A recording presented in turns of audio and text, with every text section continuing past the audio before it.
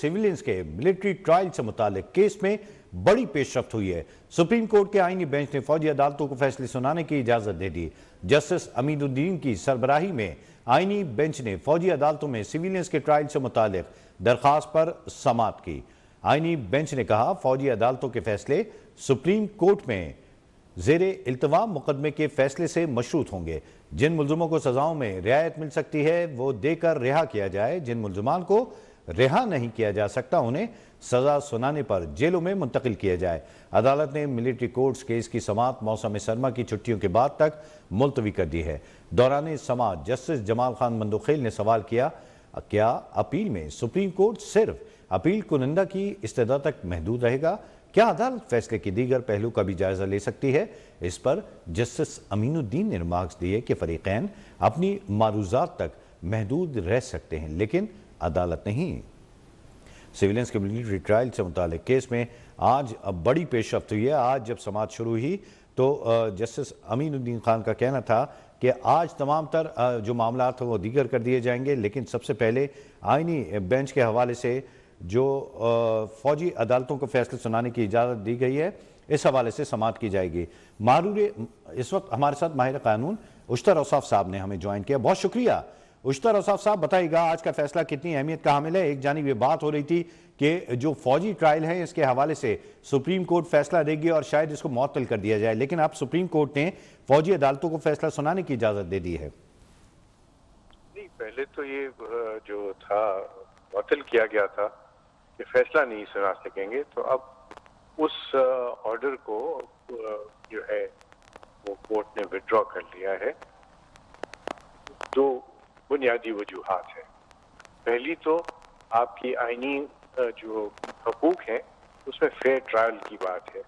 तो fair trial में अज़द ज़रूरी है कि जो भी ट्रायल हो उसके फैसले होने चाहिए, बजाय इसके कि ट्रायल हो जाए और आप उसका फैसला कई महीनों तक ना करें और आदमी खामखा जेल में रहे।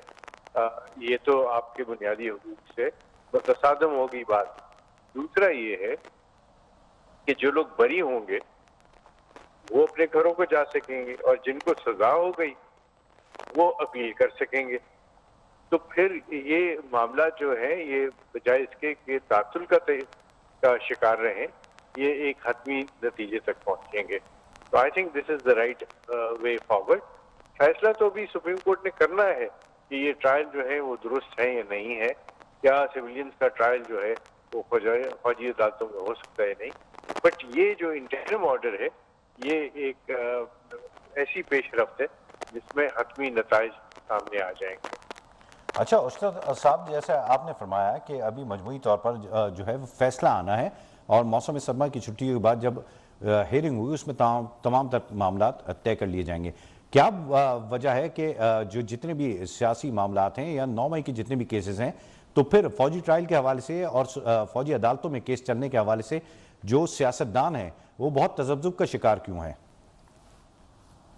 देखिए, हमारे मुल्क में एक रवाज हो गया है कि हर चीज के ऊपर एतराज बराए एतराज है और जो हद के बजाय आप एहतजाज की तरफ चले जाते हैं, बजाय इसके कि आप कोई मंतकी बात करें, आप क्रिटिसिज्म करते हैं कि ये भी गलत है और वो भी गलत है।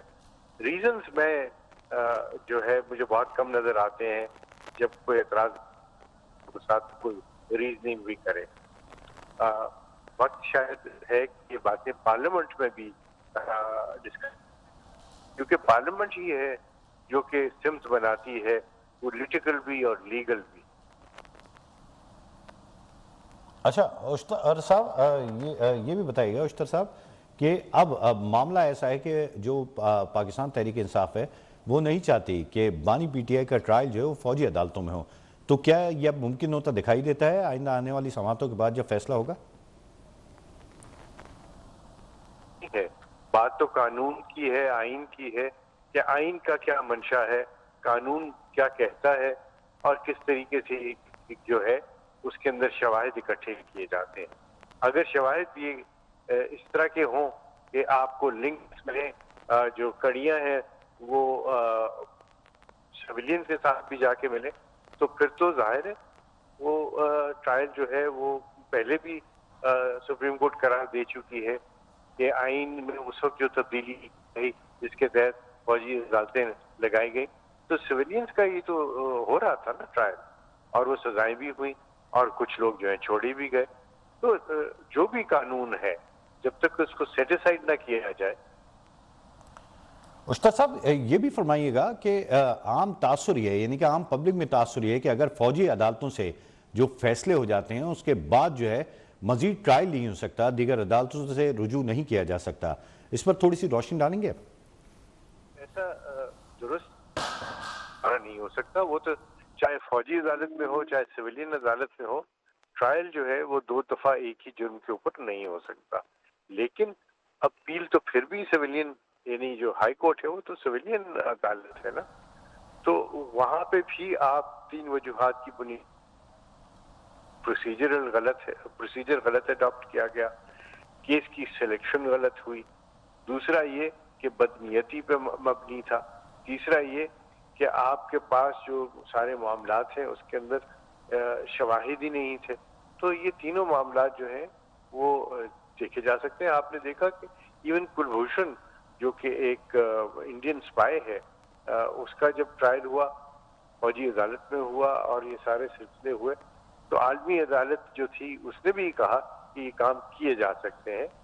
وہاں بھی ان کا یہ کہنا تھا کہ وہ جو ہے اس کا ٹرائل نہیں ہو سکتا. لیکن انٹرنیشنل کورٹ آف جسٹس نے بھی یہ بات کی اور یہ بھی کہا کہ ہائی کورٹ کو اختیار حاصل ہے، اس لیے اس کو رہائی نہیں دی گئی. تو یہ سارے معاملات جو ہیں یہ منطق اور دلیل کے معاملات ہیں، نہ کہ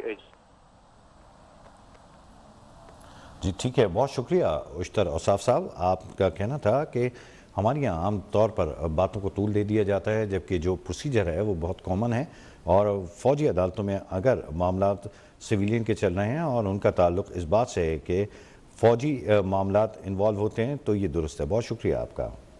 اور اسی پر بات کریں گے، ہمارے ساتھ ابرار رسولی نے ہمیں جوائن کیا ہے. ابرار بتائیے گا کہ آج جو فیصلہ جاری ہوا ہے اس میں جس طرح سے اشتر اوصاف صاحب بھی فرما رہے تھے کہ آج فیصلہ جاری نہیں ہوا بلکہ انہوں نے گائیڈ لائن دی گئی ہے سپریم کورٹ کی جانب سے اور آگے آئندہ آنے والی سماعتوں کے اندر فیصلہ ہوگا. کیا اپڈیٹ ہے آپ کے پاس؟ جی بالکل، دیکھیں سپریم کورٹ میں آج فوجی عدالتوں میں سیویلین کے ٹرائل سے متعلق کیس کی سماعت تھی، اور آج جب سماعت میں وزارت دفاع کے وکیل خواجہ حارث نے دلائل دیے اور ان کے جب دلائل کا ٹائم ختم ہوا اور اس کے بعد عدالت کیس کی سماعت ملتوی کر کے اٹھنے جا رہی تھی تو اس دوران جو بیرسٹر اعتزاز احسن درخواست گزار ہیں ان کی جانب سے عدالت کے سامنے کہا گیا کہ جو ملزمان فوج کی تحویل میں ہیں وہ انہیں عام جیلوں میں جو ہے وہ منتقل کیا جائے. پچھلے 1.5 سال سے وہ فوج کی تحویل میں ہیں. تو اس حوالے سے جب بینچ کے سربراہ جسٹس امین الدین خان نے ایڈیشنل اٹارنی جنرل عامر رحمان کو عدالت کے سامنے بلایا اور پوچھا کہ کیا کوئی ممکن ہے کہ کچھ لوگوں کو جو ہے وہ اس طرح جیلوں میں منتقل کیا جائے یا کوئی رہائی کا کوئی امکانات ہیں، تو پھر ایڈیشنل اٹارنی جنرل کی جانب سے یہ عدالت کو بتایا گیا کہ اس کا ایک ہی حل ہے کہ جو سپریم کورٹ کے فیصلے کی وجہ سے فوجی عدالتوں میں جن ملزمان کا ٹرائل مکمل ہو چکا ہے ان کو ٹرائل کے حوالے سے جو فیصلہ تھا اس فیصلے کو روک دیا گیا تھا. عدالت اس حوالے سے فیصلہ سنانے کی اجازت دے دے تو اس کے بعد جو ملزمان رہا ہونے ہیں وہ رہا ہو جائیں گے اور جو ملزمان جن کی سزا باقی رہتی ہے انہیں دیگر جیلوں میں منتقل کیا جائے گا. تو پھر عدالت کی جانب سے یہ فیصلہ دیا گیا ہے کہ مشروط طور پر فیصلہ دیا گیا ہے کہ سپریم کورٹ کے اس کیس میں مرکزی کیس کے فیصلے تک جو ہے جن ملزمان کا ٹرائل مکمل ہو چکا ہے فوجی عدالتوں میں 85 ملزمان ہیں ان کے حوالے سے فیصلہ سنا دیا جائے. تو آج مشروط اجازت دے دی ہے جبکہ 105 ملزمان کا ٹرائل ہوا تھا اس میں سے 20 ملزمان کو پہلے ہی جو ہے وہ فوجی عدالتوں نے فیصلہ سنا کے سپریم کورٹ کے ہی حکم پر انہیں رہا کر دیا تھا. تاہم آج عدالت کی جانب سے جو دیگر 85 ملزمان تھے ان کے حوالے سے بھی مشروط اجازت دے دی گئی ہے اور یہ کہا گیا ہے کہ جب تک مرکزی کیس کا فیصلہ نہیں ہوتا اس معاملے کو پھر دیکھا جائے گا. تو آج عدالت نے تمام جو 85 ملزمان ہیں ان کے حوالے سے فیصلہ سنانے کے احکامات دے دیے. اچھا یہ بتائیے گا، اس کا مطلب تو یہ ہوا کہ جو 85 افراد جن کو ملٹری کورٹ سے سزائیں ہونی تھی صرف ان کے حوالے سے فیصلہ آیا اور ان کو کہہ دیا گیا کہ ان کو سزا دے کر جیل ٹرانسفر کیا جائے.